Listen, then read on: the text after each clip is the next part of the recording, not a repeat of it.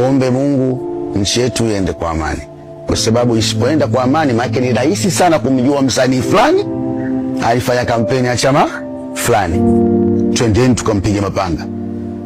Kumechafuka sasa, kumechafuka. Fulani anakaumu jumba lake hili na alikuwa anapiga kampeni ya chama fulani, tumshushe down. Kwa ni kitu kingine cha hatari pia. Lakini kama hakuna amani, manake watu wanajua wewe fulani ulikuwa kwenye stage, kila siku unasema chama hiki, chama hiki.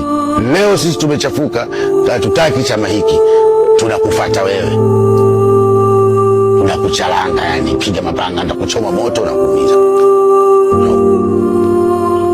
Lazima watu wajue hatari hiyo.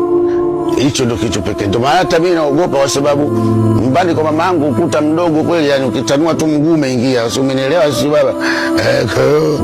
Naona natamani pia, yani kiukweli sio kama sitamani. Yani mimi natamani, sababu sasa wenzangu wanapata pesa bwana. Kwaona mimi natamani pia ningekuwa napata zile pesa. Lakini wakati huo pia naona